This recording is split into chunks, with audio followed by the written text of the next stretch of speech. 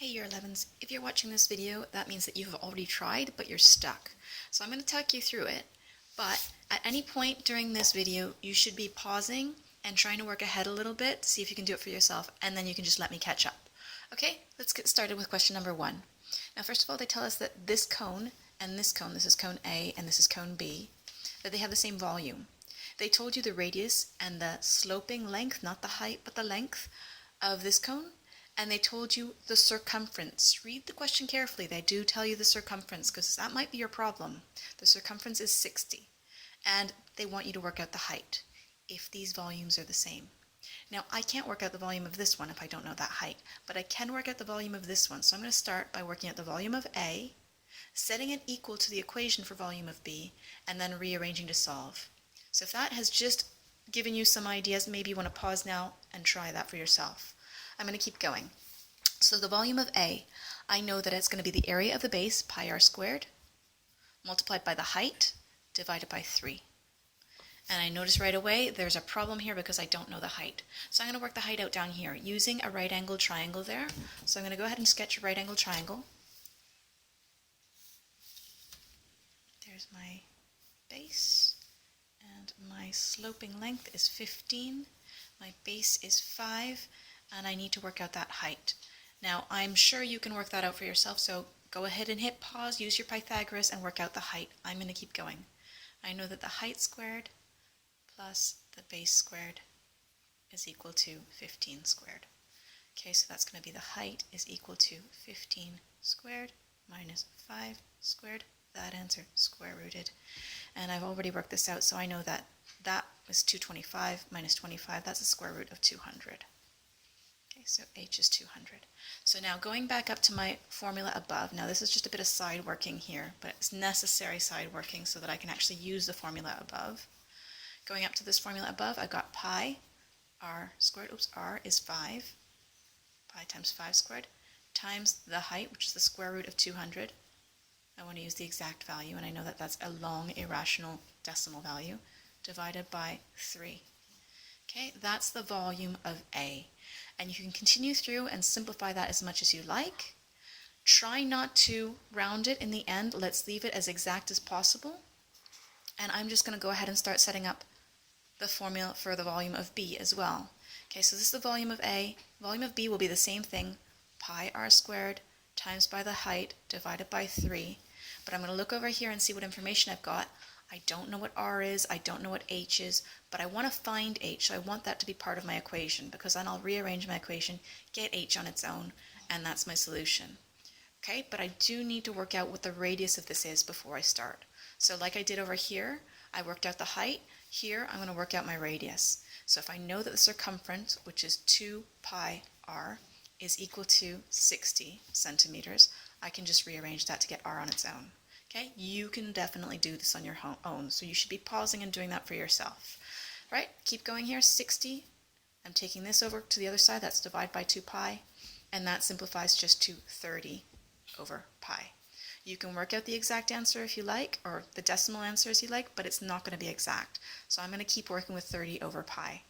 So putting that over here, I've got pi times the radius I just worked out, which looks confusing like that, but I'm going to use that exact value. 30 over pi squared times by the height divided by 3. Right, this can be simplified, and I need to simplify it. I need to be good at working things out and rearranging things algebraically, or I'm really going to struggle with these questions on an exam. First of all, I know that a fraction squared means a fraction times itself, and when you multiply a fraction by itself, you multiply the top by the top and the bottom by the bottom. So I'm going to end up here with pi, squaring that would be 30 times 30 is 900, and pi times pi is pi squared. And the reason I left it like this, the reason I left it like that is because I know that if I times pi by the 900 and then I divide by pi squared, the pi's are going to cancel in this fraction, so it's going to end up working out really nicely. Times h over 3. Now on this side I actually have a number, so I'm not actually working through any of that right now. I can put that through in my calculator and I have the volume, and later I'm going to rearrange to find out what h is. So I'm going to keep working on this side. In a minute I'll get my calculator out, I'll put that value in, and I'll do my rearrange. Here I've got 900 pi, just like I said, I multiply the top, and that's over pi squared. And really when I multiply a fraction by a number, just like I did here, I only multiply the top, so I can always do this. Multiply the h by the top, and everything is over pi squared.